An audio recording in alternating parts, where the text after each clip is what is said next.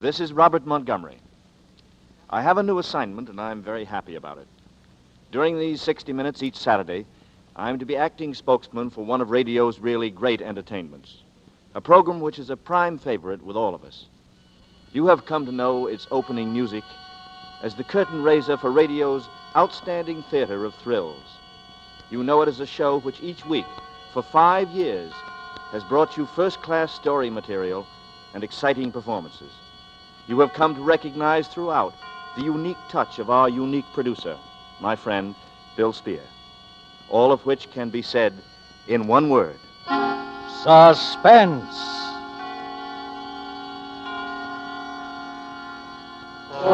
An hour of suspense now.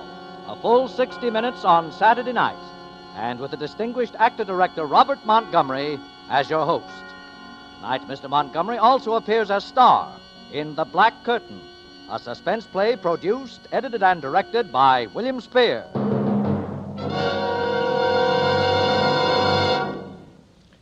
I don't have very much to say in the prologue department tonight. That's because at this premiere of the full-hour show, we're anxious to ring up our curtain, our black curtain, if you will, without unnecessary delay.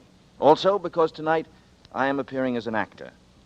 The idea on most Saturday evenings is for me to make you welcome and chat about things you and I are mutually interested in. Crime, mostly, and the various types of criminal achievement, real and fictional, and the persons, actual and invented, who have committed those crimes and gotten themselves into those predicaments, and the people who have written about it and have compounded the particular brew of mystery and dangerous adventure which we serve up to you in the name of suspense. But tonight I am appearing for a good many of our 60 minutes as a man named Frank Townsend. Townsend will tell you his really amazing story in his own words, and so I think you'll hear quite enough from him without hearing more from Robert Montgomery. And so if our producer, Bill Spear, is ready, we will ring up our curtain. Now, with The Black Curtain from the novel by Cornell Woolrich, and with the performance of Robert Montgomery, we hope once again to keep you in suspense.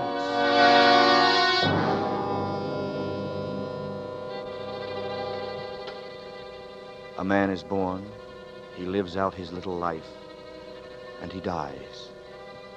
That's the one real break, I guess, that every man can count on. The one thing nobody can take away from him. To be born just once, and to die just once. Every man, that is, except Frank Townsend. Born with no strikes on him, died with 2 strikes on him, and then was born again with 3 strikes on him. Pushed back into life that day on that street.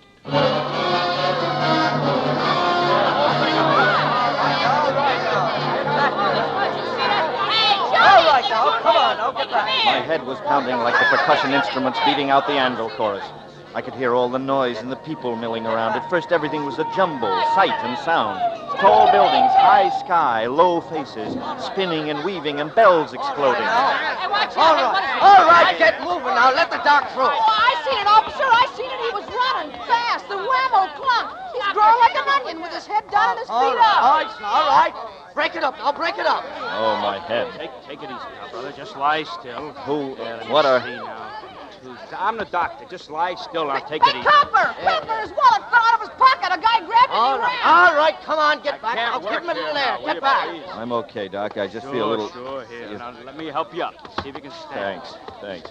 I guess I can talk to him now, eh, Doc? Just a nasty bump on his head. He'll be okay. Oh. Here, let me brush your coat off, sir. Thanks, Doc. My coat. He looks all right. Why am I wearing an Just for my report, mister, what's your name and address, huh? Townsend. Ah. Frank Townsend. 820 Rutherford Street. Cigarette. You're still a little woozy. You know. No, thanks. I don't smoke. Well, look, take a couple of aspirin. All tonight. right, If you're sick tomorrow, come on, call just turn. Hey, here's your hat, mister. Thanks, kid. Yeah, we'll see what we can do about the guy that snatched your wallet. Here's your cigar case. Mike. Yes, but I haven't got a Well, good luck, mister. I'm going to turn in my report. cigar case. I don't smoke. Oh, it just fell out of your pocket when we lifted you. Yeah, but look at the initials on it. DN. Yeah, same initials like in your hat, see? DN. Yeah, but that isn't my hat. Oh, you got a nasty crack on the noggin, mister, and, well... Wait a minute. I'm trying to think. Where is this? Where is what? This street. This? This is Tillery Street. Tillery? What am I doing on Tillery Street? Hey, look, buddy, you sure you're okay? Well, what happened to me? Well, you were running. Very dangerous running on this ice. Well, you slipped, hit your head, and was out for about 20 minutes. Ice? After that blizzard we had last night, did you expect Mayflowers? Blizzard? In July? July? Oh, listen, buddy, I got a flash for you. This is December, 1 week before Christmas, 1944. 1940. Oh, don't take it so hard. We all get older. You better get home and get a fast 40 winks. You'll need it. 1944.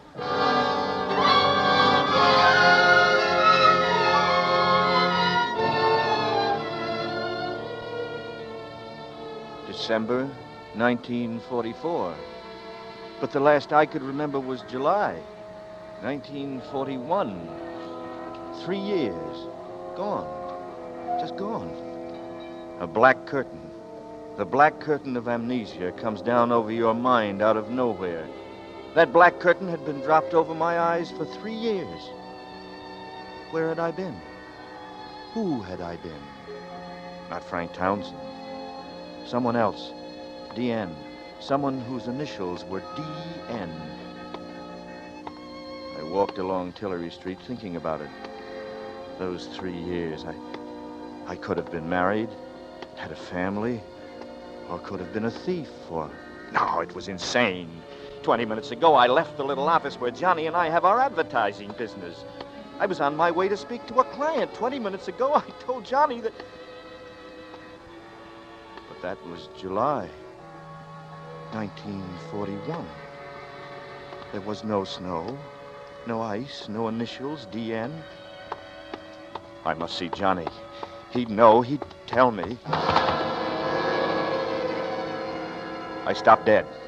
I don't know why. Something made me turn my head. And that's when I first saw him. Gray eyes.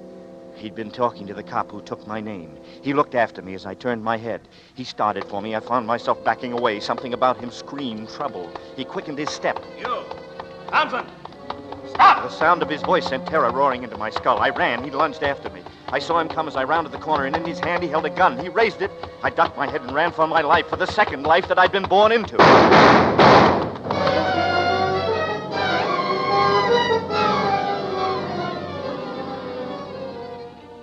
It was the ice that saved me. I flew across it, my toes barely touching its treacherous surface. But Gray Eyes slipped, spun through the air, gun flying from his fingers. By the time his heavy body had thudded to the ground, I'd hurled myself down the subway steps, vaulted the turnstile, cheated the steel edge of the subway door as the train pulled out of the station. And for 2 hours, I rode the rails under the city. And for 2 hours, my stomach was gripped by terror.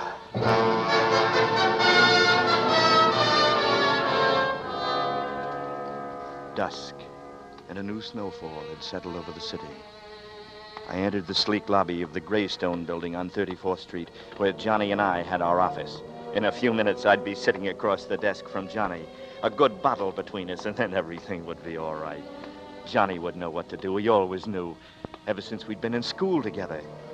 He'd know how to find out who I'd been, what the initials D.N. meant, why Gray Eyes tried to kill me. An elevator door slid open, and I stepped into the cage. Floor, please. 10. Pass, please. What? Your pass. I gotta see it. What pass? To go up to the 10th floor. Pass to... But I don't understand. My office is up there. Look, buddy, all I do is run this elevator, not the country. Yes, but Save it. Guard! 2 men came from the rear of the lobby. They were big men. They wore uniforms. The blue trousers tucked into brown puttees, their thumbs tucked into heavy belts that supported heavy guns and heavy clubs.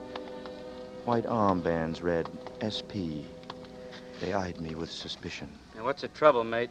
10th floor, no pass. What's your business on the 10th floor, sir?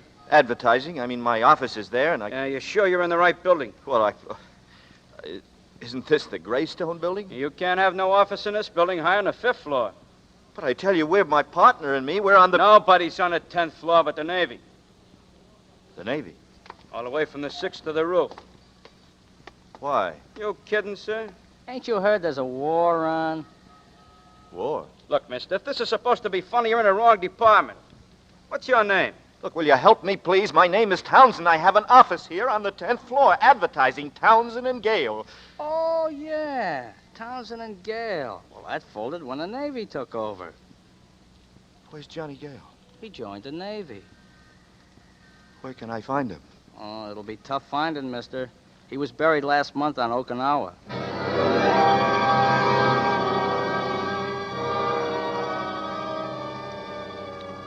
Johnny, dead. Buried on Okinawa. The name meant nothing to me.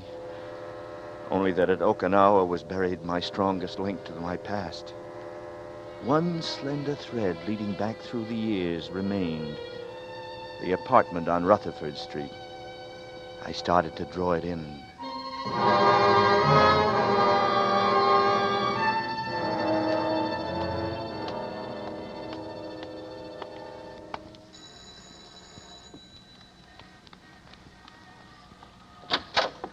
Oh, Hello, Mrs. Hudson. why, Mr. Townsend. I guess I startled you. Why, no. No, not at all. I was I thought that Yeah, you'd... it's been a long time. Not at all. I knew you'd come back, and, well, your apartment is just where you left it. You kept the apartment for me, huh? After all, Mr. Townsend, you are my favorite tenant, and... come in. Come in. Thank you. You just go right on up, Mr. Townsend. Aren't you going to ask me what happened to me? Hi. You look very well, Mr. Townsend.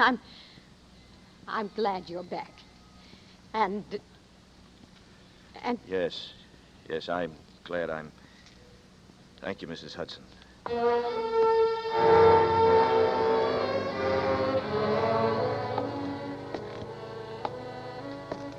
I started up the stairs. The same creaks, the same loose board halfway up. Everything the same, but everything unreal. Mrs. Hudson, unreal. I sensed her eyes following me up the stairs. I stopped, turned, looked down. She stared up at me, mouth slightly open. And for a long, long moment, neither of us spoke. yes, Mr. Townsend. Mrs. Hudson, Yes, Mr. Townsend. well, it's nothing, but you used to call me Frank.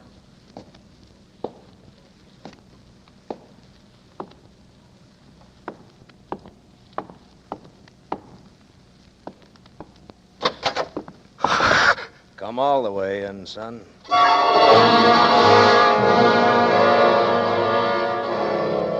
He was sitting in the large chair by the window. In his left hand, he held a half-smoked cigar. It was pointed at the ceiling. In his right hand, he held a gun. It was pointed at me. It was Gray Eyes. Tillery Street. Just couldn't stay away from there, could you? Well, never fails. What do you want? There's some mistake. Given that harness bull the phony name, but the right address. Very unbright. Listen, my name is Townsend, Frank Townsend. So, all right, so we'll bury you under that name. What difference does it make? Bury me? But why? Why? What have I done? Suppose you tell me. Maybe you can make it sound better. If I have to die, all right, I'll die, but I got a right to know why, haven't I? Tell me what I've done. What am I dying Stand for? still.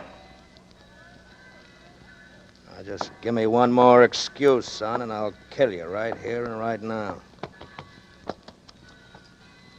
Yeah, that's better. Now, just settle back and relax. Now, sit down over there. Lean back against the chair. All the way. Now, put your hands on your head. And, son, just pray that you don't get an itchy nose, because if you even start to scratch it, it'll be the last itch you'll ever feel. Now, While we're waiting for the boys, we'll just sit and chat, nice and friendly like. Anything special you'd like to talk about? No? Okay, maybe I can suggest something. Maybe you'll find the loot an interesting topic of conversation. Sounds promising? The loot. What'd you do with it? I sat with my hands clasped to my head. I didn't dare move. He had the safety catch off, and I knew he'd send a bullet through my head without a second thought. That why you took the chance of going back to Tillery Street? Maybe the doll crossed you up, huh? Sure, you waited all week and she never showed. Maybe she'd Nothing, like it. he said, made any sense to Give me. it to you right here. All I knew was that he expected others Leaves to her in the arrive, clear. and they would take me. With everything. Where? His gray Maybe eyes she went even on tipped and me on, where I his voice find you. droning, until I no longer You should cared think what about happened those to things. me or why. It's good for your nerves. I think I was beginning to nod. It's not only good When for from your the corner nerves, of my but eye, it's good for your education. I saw the door open slightly. I didn't Yeah. stir. You Gray guys eyes droned always on. think you'll make it. A man was standing in the doorway behind him. Take the A small man with small hands. Clear from Mexico. And he held a All small right. finger up to his lips. But we've His got small feet so made much quick, time. noiseless steps. He stopped silently behind So the chair much in which time. Gray Eyes was sitting. Then he raised You know, a small it gun may in take his us small time, fist. But we're... Gray Eyes emitted a small gasp and fell forward at my feet. I stared down at him stupidly. The small man chuckled. I am so small, and yet I have so much strength. It is revolting. I think you killed him. Perhaps. So, you did not expect to see me, no? No. My friend, I did not observe you all these years for nothing. When the deed was done, I knew that your romantic American soul would eventually betray you. Yes, and so I said to myself, Dangler, I said, you must go to Tillery Street. Endure the cold and the wind, but watch, and be patient while you watch. Yes, this I did. And you see, my patience was rewarded. Dangler, Yes, my friend. tell me, how bad are things? My friend, I will tell you this. The situation for you is desperate, but not serious. I will guarantee safe conduct for you over the border to Mexico. But you must insist that I accept and press upon me when I refuse a fair share of the money. The money? Precisely. Now, what would be fair? Well, in view of the difficult situation, we should share equally. Yes, 1,000 for me, 1,000 for you. And then you will give me the balance of 8,000 for expenses. Yes, for expenses. Give you 9,000. A truly fair and honorable distribution. Especially, my friend, when you consider that the 9,000 you give me is an item which is completely deductible. Yes, deductible from your income tax. I see. And suppose I refuse your offer. How can you refuse? Didn't I save your life by assaulting this thug from behind? And didn't I have the good sense to snatch your wallet when you so stupidly fell in the street? Yes. See? Here it is. It was I who took it before the police could examine it. You have the... Let me see it. Yeah, you may have it. Here, wait. What? Where's my cards, my identification? Where's his identification, he asks. I told you you were stupid. Would I dare walk about with your identification cards upon my person? Idiot! I begin to feel it is not safe to deal with you. All right. I'll play ball. I begin to feel you have a little good sense. Now, where is the money? You think I carry it with me? Well, with a man like you, who knows? Very well, you must arrange to get it. I will be waiting for you at my office. Do not come there. Call me. Then we will contrive to meet. Is that clear? Yes. Good. Now, I shake your hand and wish you well. If you succeed in going out once more into Tillery Street and coming out safely with the money, I will be waiting for you. And if you do not come out, I will make a small novena for you. Goodbye, my friend. Goodbye.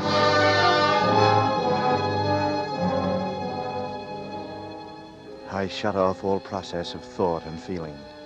Reason was useless in an irrational world.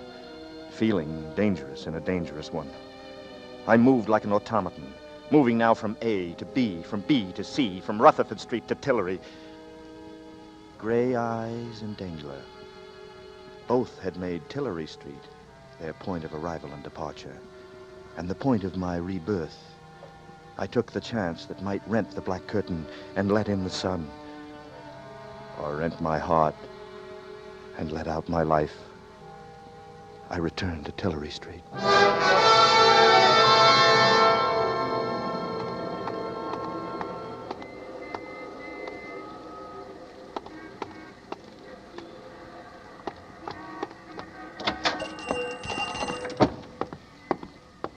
Yes?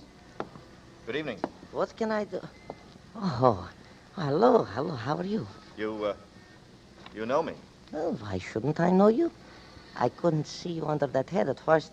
What can I do for you? Have you got an evening paper that I could look at? No, I'm sorry, I never read them. Too much trouble in the world these days anyhow. How have you been? You haven't been around in 2 or 3 weeks. Yes, well, I've been busy. Look, Pop, I made a bet with a guy that even though you see so many customers, you'd walk right up and give me my full name. Oh, I'm sorry, I don't know it. I don't think I ever heard your name. Oh. But I know your girl. My girl? My girl? Oh, you do? Well, Yes, now maybe I can still win my bet, huh? of course. Ruth. Ruth. She lives right across the street. The Tillery Apartments. Well, that's right, Ruth. Ah, but now, what apartment? Apartment 3C, of course. Don't I take the sandwiches up there every night? 3C. Yes. Well, thanks. Will you win your bet, mister? What? Oh, yes, I think I will. What's your name so I'll know it next time? I'll tell you tomorrow. So long. So long, Pop. I'll be seeing... What's the matter? You dropped something? Nothing. Nothing. Just tying my shoe. I'd just been going to walk out when I saw him standing across the street. A man built like Gray Eyes, dressed like him. And I knew he was looking for me. I ducked down behind the store window and watched him.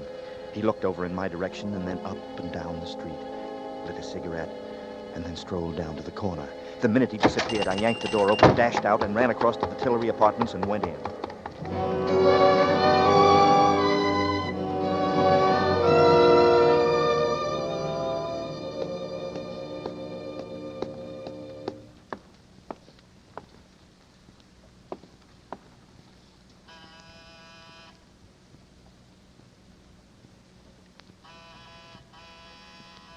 Who is it?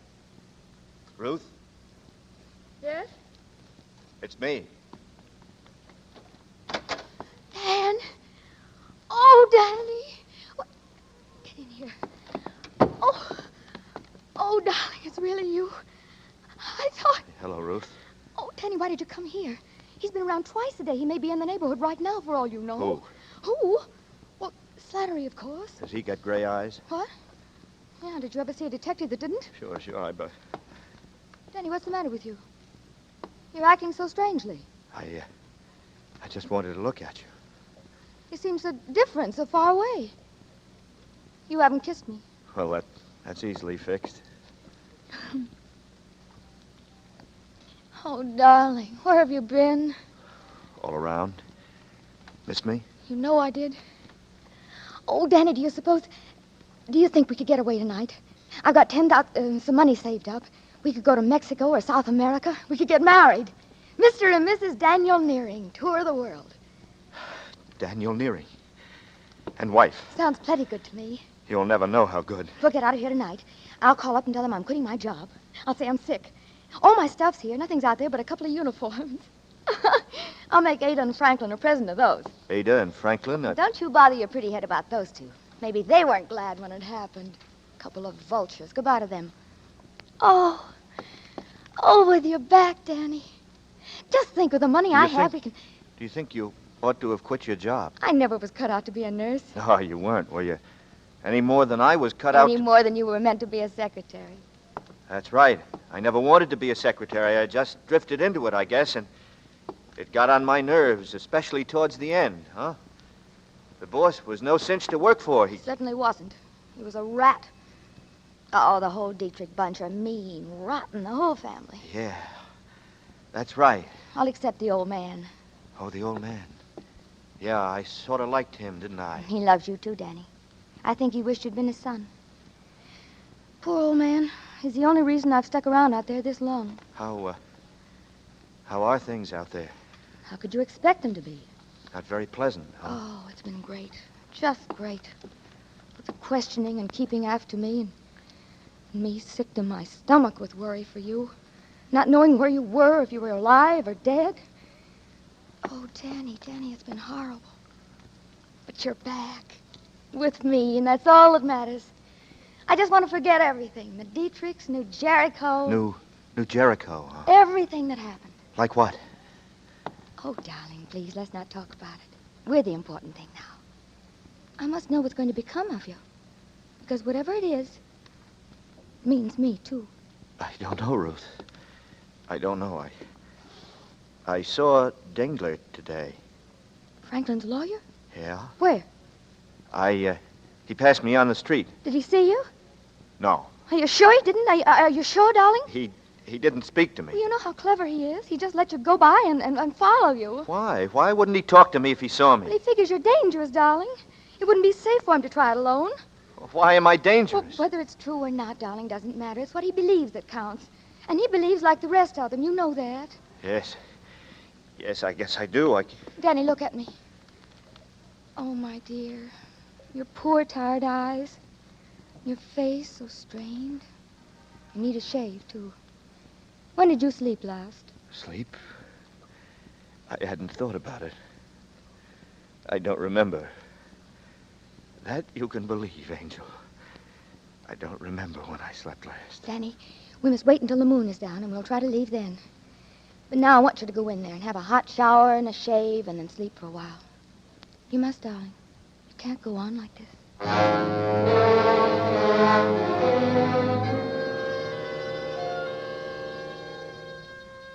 I found my way to the bath without making a blunder, and the warm water felt good.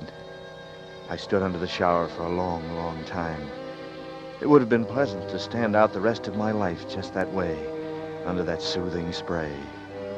In the medicine cabinet, I found a safety razor, shaving cream. I usually have trouble with a new razor. It takes me time to grow accustomed to it. But this one felt just fine. I slipped into my shirt and trousers and found my way to the bedroom. On a small tray near the bed, Ruth had placed a hot glass of milk and some toast. I was hungry. I ate. I slid between the sheets and they caressed my body with a gentleness that I hadn't known since childhood. Everything all right, darling? Right now, Here, let me tuck you in and open the window. The air's good for you. I'll leave the shade up. Don't turn a light on. The dark feels warm and friendly. Cigarette before you doze off? No, thanks. I don't smoke. Sure. I like your eyes by matchlight, darling. They shine. No, don't blow it out. Let me. I'll make a wish. There. What was your wish? To be with you forever. Just to be with you like this. Feeling your dear face, your chin, your jaw. Closing my eyes and still knowing you're here near me. This is all I want out of life. I wouldn't change places with any woman who knows and is sure she has her man forever. Who knows no one might come at any minute to take him from her. You're all I want, Danny. Forever. Now and forever. Because for us, darling, forever is now.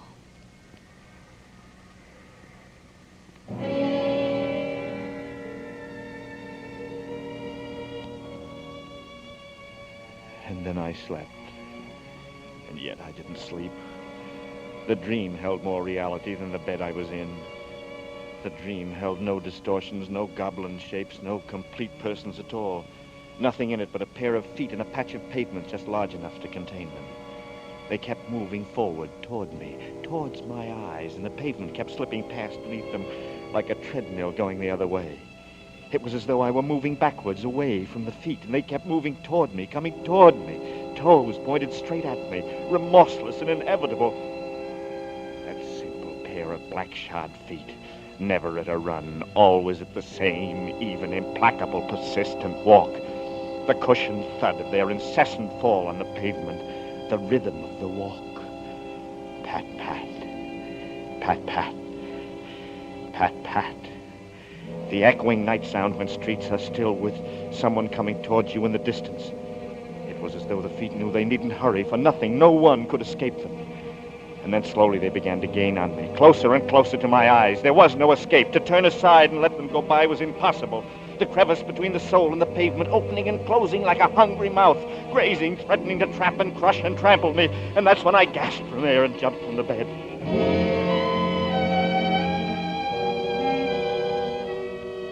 Cold sweat poured down my legs and back. I was stifling. The darkness in the room lay over my head like a blanket. It seemed to shut out the air. Still gripped by the terror of the dream, I threw on the light, leaned out of the window, and sucked in huge gulps of cold, clean air. Danny! Huh? Danny, get away from that window. Ruth, I just saw he's down there. That man, like gray eyes. Out the light. I must see if... He's standing in front of the hydrant. He's coming in here, in the building. Did he see you? Ruth, I need... Will you help me? What are you going to do? Go down and face it. I can't stand it. No, you can't. It's better than waiting for it here no, like this. Darling, no. You haven't got a chance. They'll send you to the chair. The chair? Well, what did you think happens to a man when he's guilty of murder? Murder? Ruth, listen to me. I'm not a murderer. If the whole world says I committed murder, I say I didn't. The me that's in me says I didn't. I never said you were, Danny. I always said you didn't do it. But they found the body and they... Oh, if only you hadn't run away. So that's it. You shouldn't have done it. Why did you come here, Danny? Why? Ruth, quick. We've got to get out of here. How about the fire escape, the shaft, the dumbwaiter? Dumbwaiter? Oh, Lock here. that kitchen door. I'll stand on top and work the ropes. I don't think it can hold us both. It's got to. Can you hear me? Yes. Oh, Danny, what do we do? We're going back there to New Jericho. To Jericho. Oh, no, Danny, don't. Please. For me, don't do it. I've got to find out. We're going together. No, Danny. No, I've got the money. We can get out of here. Stop it. Danny, you're hurting me. From here on in, we're sticking together. You're going to take me back there. Back where it happened. All right, darling, all right. It's crazy, but I'll go wherever you go. I can't lose you again.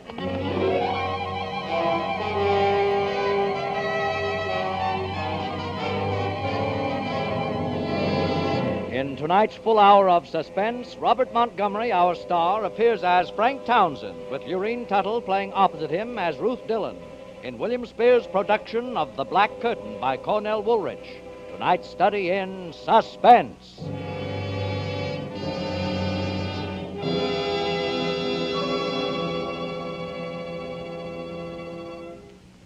In just a moment, we will return with Act Two of The Black Curtain. This is CBS, the Columbia Broadcasting System.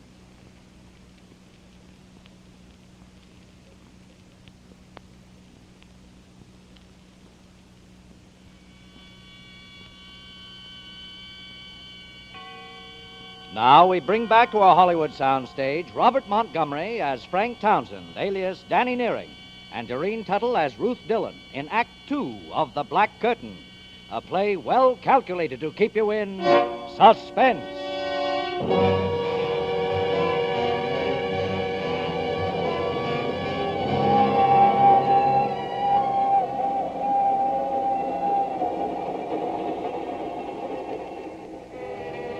On the train, Ruth and I said very little to each other.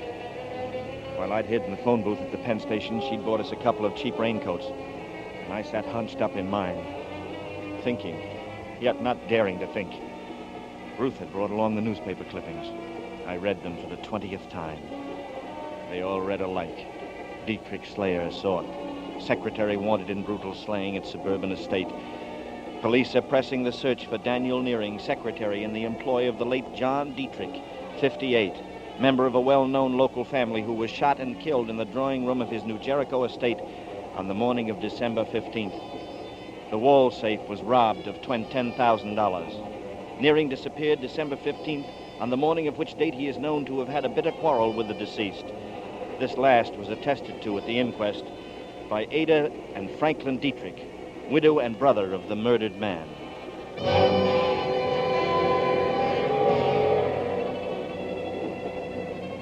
I had all the facts now. Wanted for murder. And yet everything that was in me told me that no matter who I had been, however many memories I had lost, that I was no killer, that I just couldn't have... Jericho! I had to get into the Dietrich house and stand again in that room where it all had happened. Maybe something would come back to me. Maybe there would be... Jericho!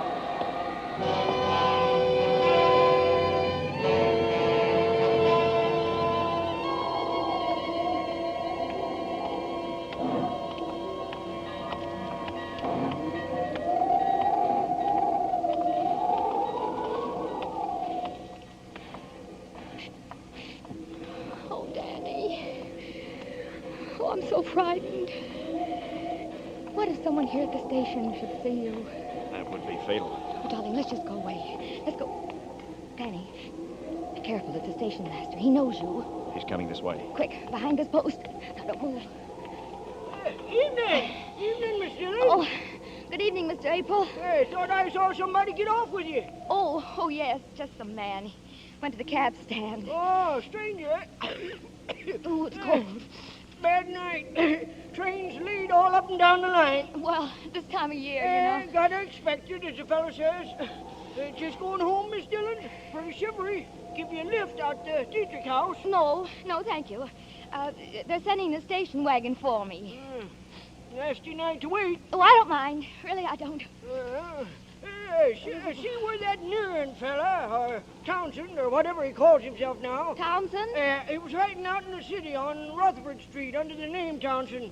City detective caught up with him, and this Nearing, he fractured his skull. Oh. Yeah, bad actor, that fella. Always thought so. Well, detective's in the hospital. Don't expect him to live, says here in the paper. City police have orders to shoot to kill. Oh, no. Shoot to kill. Only thing to do with a mad dog, shoot to kill. Hey there. You all right, Miss Dillon? Oh, yes, I'm just feeling... I'm all right. Well, are you sure you don't want me to... No, I'm fine, Mr. April, I'm fine. You go ahead. I'll wait for the Dietrichs in the station. Well, shoot yourself, I always say. Good night, Miss Dillon. Merry Christmas! Good night, Mr. April. Danny. All right, Danny. Listen, Ruth, what he said just now, I didn't attack that detective. It doesn't matter, darling. It doesn't matter. It does matter. It matters more than anything else in the whole world, because now I'm a mad killer and I didn't attack or kill anyone. Not anyone. It was Dengler. He hit that detective with... Danny, who would believe you? Franklin's lawyer, a man weighing less than... You've got to believe me. If you don't believe me about this, then you must believe that I killed Dietrich, too. All I know is that I love you. Quick. Oh, in the bushes.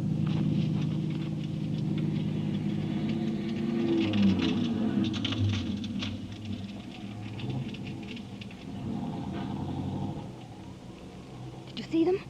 Who was it? It was Ada and Franklin in the station wagon. Then the house will be safe for us. There's no one there. No one for a while.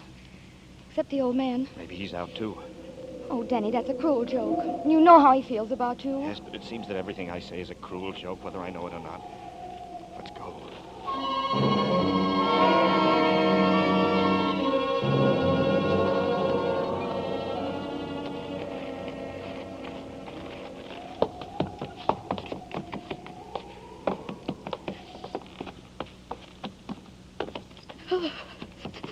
Open the door, Ruth. Hurry. I've got to see the inside. That room, the place where it happened. It's wrong, Danny. It's wrong. I'm telling you, you're crazy. They'll find you. Open the door, Ruth, quick.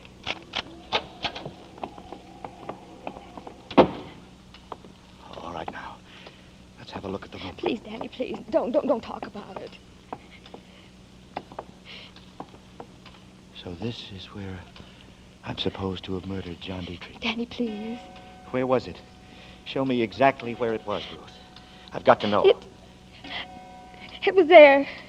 Right there. He was standing by the grandfather's clock. Are you going crazy, Danny? If they get you, you'll hang. The clock. You still believe me, don't you, Ruth? I believe you, Daddy, but I'm scared. And I love you. Ruth. What's that? Listen. That's only the old man. He's asleep in that room off there. Don't go in there, Danny. Don't, please. You'll wake him. I want to see him. Don't, Danny. He can't help you. Turn on the light. I want to see him.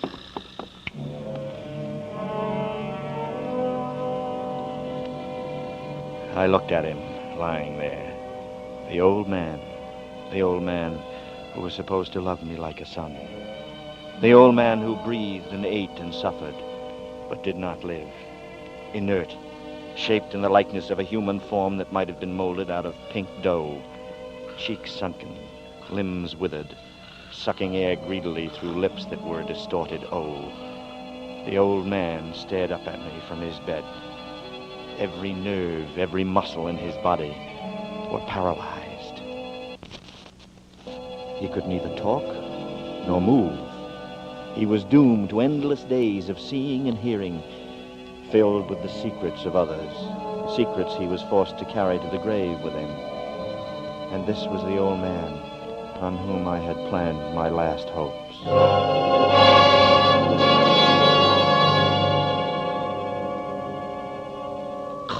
Oh, there, you woke him. It's me, Mr. Dietrich. Ruth. This is Danny. You remember Danny, don't you? Hello, Mr. Dietrich. See how his eyes are shining. Yeah. Was he here when it happened? You know that, Danny. Why do you ask such funny questions? He's been in bed here for 5 years. That mirror on the wall there. The clock. Look, you can see the grandfather's clock in the other room. What are you getting at, Danny? He could see it. The old man could see the murder through the mirror. If he could only talk. But he can't talk. You scare me, Danny. He saw the man who killed John Dietrich. Look, he understands what I'm saying. He's blinking his eyes. Oh, stop torturing him, Danny. Can't you see what you're doing to He's him? trying to say something. Look, his eyes are blinking. He's going to help me. Go outside and watch, Ruth. Go on. I'll watch out at the entranceway. Be careful, Danny. They'll be back any minute. Leave me alone with him. I'll call if I hear them coming. Yeah. Look, now, Mr. Dietrich, don't be afraid. I'm going to ask you a question, and you're going to answer me. Are you going to tell me something about the murder? Now, blink your eyes. Blink twice if you are. That's it. That's it. Once, twice. That's good. Did you see it happen? Here, in your mirror? Blink once if the answer is no, twice if the answer is yes. Once. Twice. You did, huh? You saw it. Now then, is the murderer in this house? Danny, they're coming. Franklin and Ada. Get out of here. Hide! Run, Danny, run! The murderer in this house. Blink once for no, twice for yes. Yes. Danny, they're coming. Wait, I've please. almost got it, Mr. Dietrich. Mr. Dietrich, was it me? Oh, Danny, once for come me, on, once for come no, on. twice for yes. Was it me? Get out of here, Danny, please. Get to the big room behind the curtains. I'll talk to them. They're here. Okay. Thanks, Mr. Dietrich. I'll be right back.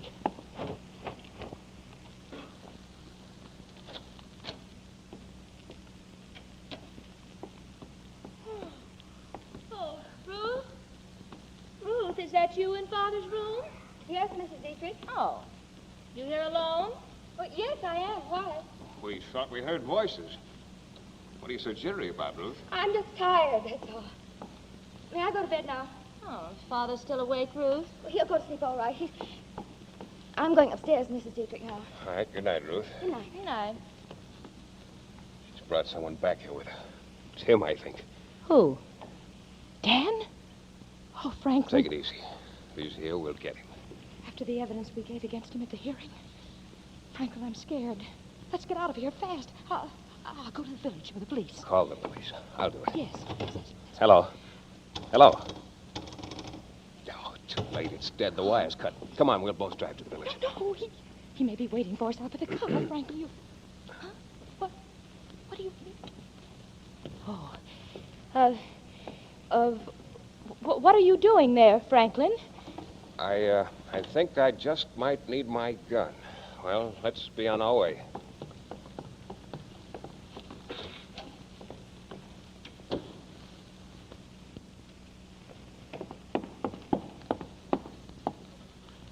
Now, Mr. Dietrich, you're helping me fine. You know I'm trying to save my life, don't you? Now, the murderer, was it me? Was it me who did it? Me, Danny Nearing. Blink once for no. Once. Once! You're sure? You're sure it wasn't me? You're smiling, Mr. Dietrich, you're smiling. Now, was it somebody in this house? Then who was it? Can't you make a sound? Help me, you've got to. Was it Ada? Twice for yes, once for no. Once. Not Ada. All right. Then was it Franklin? Was it... Up with the hands, Nearing. Up or you'll never go to trial. Franklin, you've got to listen. You've got... Shut up and drop that flashlight. Trying to kill the old man, too, huh? The murderer returns to the scene of his crime. You know I didn't kill him. Tell that to the police. Ada'll have him here in a couple of minutes. Where's your girlfriend, Ruth? She's not here. I don't know where she went. Never mind, they'll find her. You're a dead duck, Nearing. Killed my brother and beat it, huh? What did you get out of it? That's always puzzled me. You killed your brother, and now you're going to kill me. Oh, you've gone nuts, too. Why should I kill my own brother, you idiot? To get his share of the estate and his wife, Ada, among other things. But you can't stop with killing me. Someone else knows the truth. The old man saw it in the mirror. You'll have to kill your own father, too. The old man saw it? He How do you know? told me. He told me. You're lying. He can't talk. He can't even move. He can hear, and he can blink his eyes. Come over here and look. Look here, I want... Oh, Ruth! I had to do it, Danny. I heard him. He was going to kill you. Here's his gun, Danny. Take it. But, Ruth, you shouldn't have in another minute. I'm not sure it was Franklin. Dan, darling, please, let's run for it. They'll be here in a second. It's your last chance. They'll all swear you did it. Not if I can be with the old man another half a minute. Mr. Dietrich. Mr. Dietrich, it's No, Danny Danny, again. don't. Tell me, please. Mr. Dietrich, was it Franklin? Did Franklin kill your son, John? Blink once if he did. What's the matter, Mr. Dietrich? Don't be afraid. I won't hurt you. Why are you afraid? He's afraid, Ruth. Oh, it's this gun. Take the gun, Ruth. You take it. He's afraid. I'm not going to hurt you, Mr. Dietrich. What's the matter? Why don't you answer me? Who killed John Dietrich? It wasn't me. It wasn't Ada. It wasn't Franklin. But someone in this house. Was it... Ruth? Ruth? You.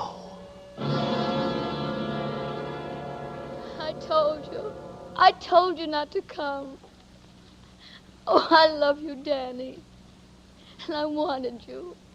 I wouldn't have let them get you. Why, Ruth? Why? Why did you kill John Dietrich? He was always after me. He wouldn't leave me alone. And I hated him. And then that night he came at me. He threatened me, said he'd kill me. If he couldn't have me, nobody could. He had a gun, Danny.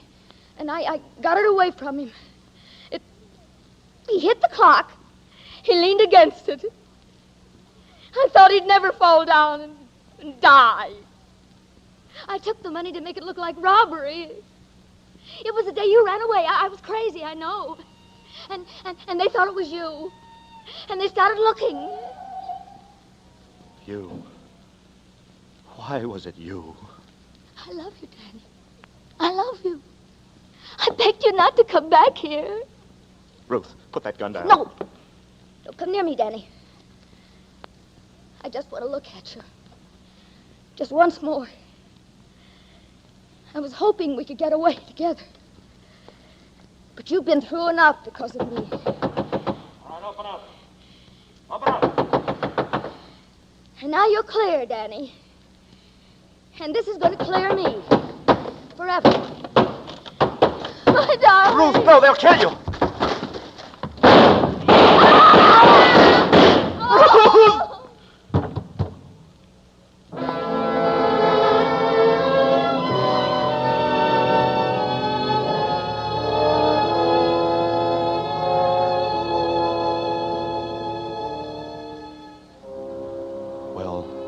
That's about all there is to tell, I guess. Ruth faced that door, fired a shot into the ceiling, and the guns of the police chopped her down. That's the way she wanted it, I guess. It was gray eyes, bandaged head and all. But what's the use of talking about it? I'm trying to put it all behind me. Resume my life where it left off 3 years ago. Sometimes when it gets toward evening, I walk along Tillery Street, and once in a while, somebody I don't know, will say, "Hello, Danny." And I just say, "Hello," and walk on. I don't want to find out anything anymore. I want it all to die away and be still. And it will, all except Ruth, because somewhere behind that black curtain, I was loved and loved someone. We must have known a love that I'll never know again.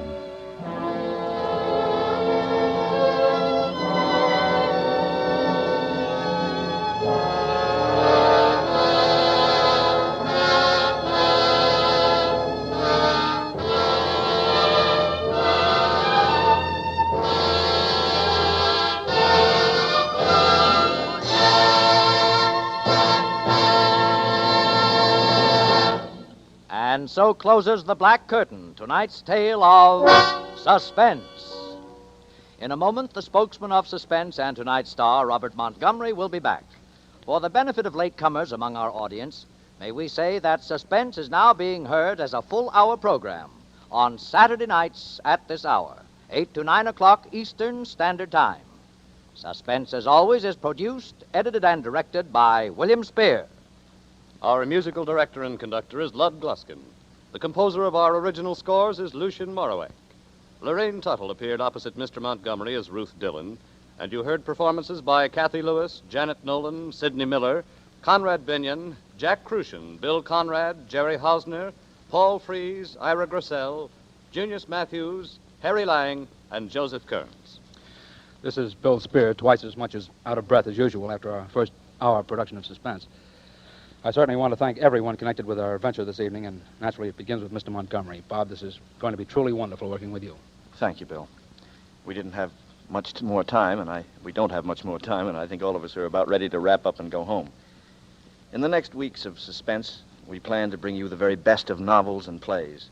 Stories by such acknowledged masters and mistresses in the art of suspense as Mary Belloc Lowndes, Dashiell Hammett, Agatha Christie, Eric Ambler, John Buchan, James M. Cain, Graham Greene, Raymond Chandler, Sir Arthur Conan Doyle, and last but by no means least, Mr. William Shakespeare. Mr. Spear and I, and all of us, would be tremendously interested to know what you think about the new Saturday night full hour of Suspense. Any suggestions and comments that you may have will certainly be valuable to us. We hope that from now on you will want to set this hour aside each week and leave the door of your radio ajar for us.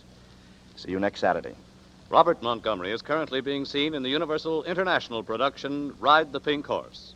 Don't forget, next Saturday, 8 to 9 o'clock Eastern Standard Time, another 60 minutes of Suspense.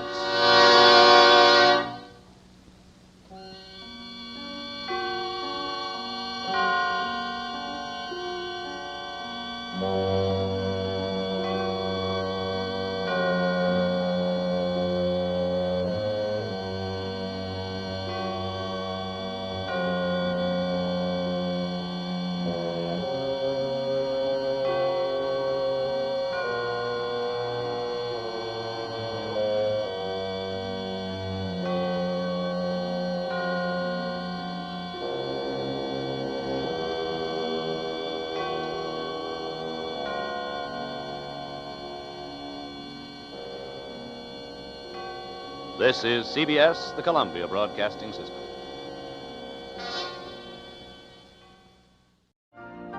You've been listening to the OTR Gold Network. Find more classic radio at otrgold.com.